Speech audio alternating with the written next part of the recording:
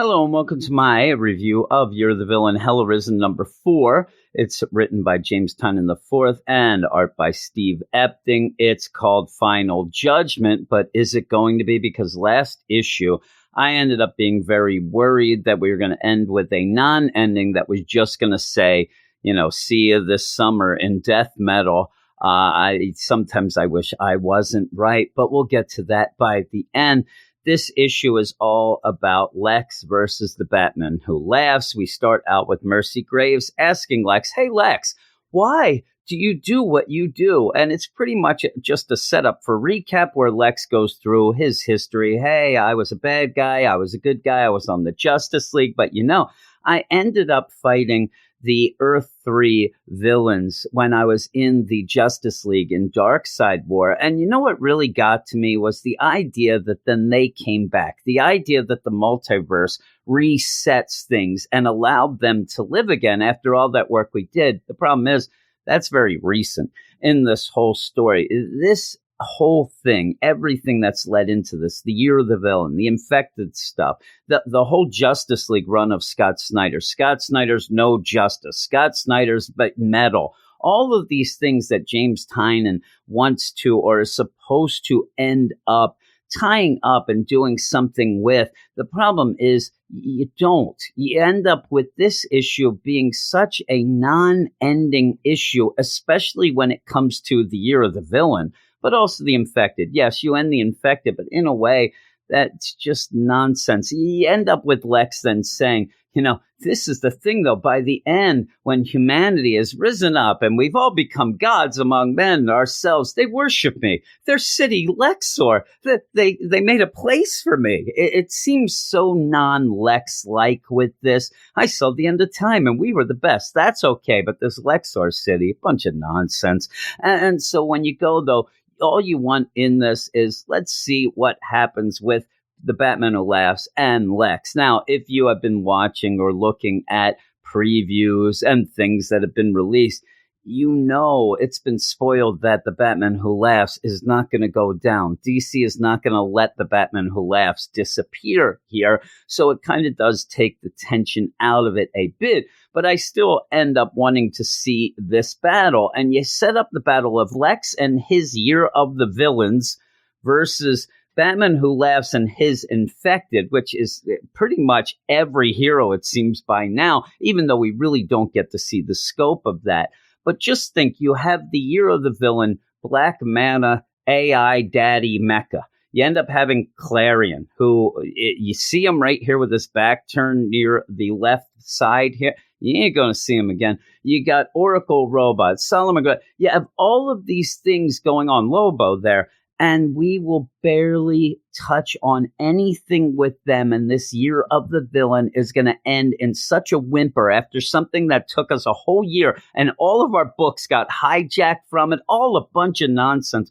And I got to calm down. You end up going here. So there's this big fight between the Batman Who Laughs and Lex. They're going to go back and forth. You're going to have it go up and down. Roller coaster ride of emotions, as they say, where Lex thinks that he's planned for everything, but in the end, the Batman Who Laughs shrugs everything off and pretty much uses his silver tongue to get out of most of his trouble. But you do have some good fight scenes. You end up having the sickle of the Batman Who Laughs does some damage on Lex, but then we're reminded that he has the whole Martian Manhunter physiology inside of him. So we're going with all of this, and it does then lead to Lex injecting dark materials into the Batman Who Laughs. And what this does is sever the connection between him and the infected, which then seems to heal the infected, even though they were injected with some stuff themselves before. But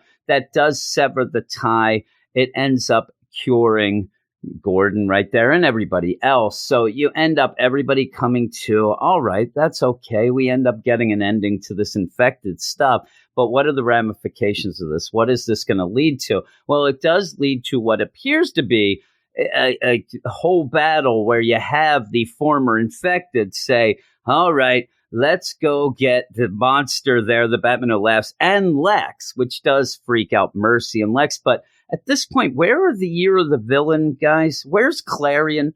Where's the Mecha Aquaman Daddy AI? Why aren't they still fighting? Because just because you end up with heroes not being infected and turning back to their regular selves, you still have Year of the Villain villains who would still be fighting them. They're gone. We don't see anything else from them because then Lex grabs the Batman Who Laughs and Mercy, and they teleport off to the Godhead to meet with Perpetua. And basically from here, Perpetua is almost like a judge herself. It's almost like, the Galaxy's Got Talent here. Show us what you got. Where Lex says, hey, I got you the Batman Who Laughs. The Batman Who Laughs twists and the whole script. He turns the script and says, oh, you don't need Lex anymore. You need me. You see, I'm kind of your opposite, and opposites attract. I don't know if you know, but I'm MC Scat Cat, and you're Paul Abdul right here, and we could go around and dance together because I can fill you in with a lot of things that Lex doesn't know, including that the Justice League at the end of Scott Snyder's run, you thought it was going to end, but it didn't. They ran through a door that is going to lead to death metal. I don't know if you've heard of this, Perpetua, but I'm the one who ends up knowing what you don't. We could make a good sandwich here. We could be some ham and cheese right now. Lex over there, he's like Vegemite, just nonsense. You don't want him. And so Lex gets pissed off. He goes to attack Perpetua and the Batman Who Laughs. And Perpetua just pretty much says, how dare you? And ends up sending him through a portal. Ends up first, though, zapping him and turning him back into a human. So anybody who wanted any sort of resolution with Shane, remember Shane from the Justice League run? He must be dead now because Lex is now just completely human. Everything's wiped off the board. No Apex Lex, nothing. So he ends up getting turned into a human, which I'll give Lex some credit then. Naked Lex, that is, and I'll give him a lot of credit there. But you end up with him still like, I don't need that Apex Lex stuff to attack you. I'm going to attack you. Oh, no, right through a portal. Mercy ends up like, oh, no, I'm going to follow you, Lex. I'll follow you to the end of time. She jumps through the portal.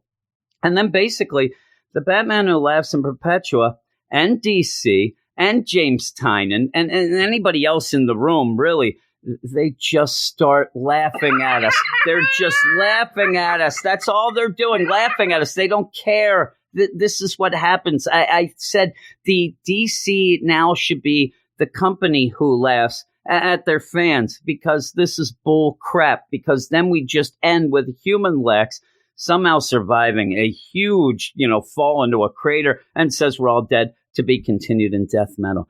To be continued again. Nothing ends in a satisfying way. What happened to the Year of the Villain? I mean, you had all of this, a year of this nonsense of having to deal with this crap in every book, and then it's just nothing. We don't even get a resolution for that. We end up with the Infected. All of that nonsense where they're going around in these stupid stories that really ended up, again, hijacking books, making everything less of what it was. And you just get a shot in the Batman Who Laughs. Voila. It's Deus Machina deal done. Zippity zoo. It's done. Excuse me? Yeah, it's done. You end up where everybody's fine. Everything's reset just so that Perpetua and the Batman Who Laughs now can go off into death metal. And really, what are we going to get there? Because this is a trend from DC to never end anything. And not only that, so I'm getting mad about that. And you might say, well, Jim, this is how stories go. You end one to start another. The problem is we end that Justice League, months ago. We ended at the end of January. Now we have to wait till whenever for death metal, months and months and months. Now this is over. We're going to start in death metal next week. This is going to take time, and then people lose interest. It's just ridiculous. It's just nothing. You get 4 books. Then also, just to point out the other thing, Batman, Superman, that book starts. We get 5, 6 issues of the first arc, which just only was to set up this book. everything is only to set up the next thing, to keep us stringing along, never getting a resolution. And it's infuriating, especially when you don't get anything on what's coming up next after death metal. If you end up giving me an inkling of what's going to be coming up after that, then maybe I could say, well, you know what, that sounds good. I'll just have to be patient. We don't even know. We have no idea what's coming up. The only thing we know is death metal. I was not a fan of metal by the end. Then we had No Justice. Then we had the Justice League. This stuff gets convoluted. It gets twisted and turned into each other and just ends up in a non-satisfying ending or non-ending to all of these stories over and over and over. And I love DC. I think DC's taking advantage of our love of their company and especially their characters and stories, because this shouldn't keep going. This isn't something that a company should do. We will not let you get away with this. We won't, Greta. Tell them. Greta's mad We too. will never forgive you. I'm with her until the next time. I keep getting fooled. But yeah, this is issue 4. It's funny because that's what I'm giving it, a 4 out of 10. I do like the art. I think the art's really good. Doesn't make up for a non-ending. Doesn't make up for just things happening so conveniently and forced just to lead to, hey, Perpetua, I'm the Batman who laughs, and I know what you don't. Let's join up. All right. There you go. Bye-bye, Lexi. That's how you end it. But hey, I get so upset at some of these things. But hey, thanks for watching the video. I hope that you enjoyed it a little more than I did yelling and screaming. But if you did, it'd be great if you would subscribe to the channel and also look in the description of this and all the videos on the channel. And you'll see that there's links to our podcast, DC and Marvel sites, DC and Marvel, where we review and talk about all of these comics. And just this one in particular, we'll be talking about this week on our DC Comics podcast that comes out every Sunday night. And we'll go into more detail than this. Me and Eric will be talking about this, and I'm sure I will lose my mind again. So thanks, everybody, and I'll talk to you later.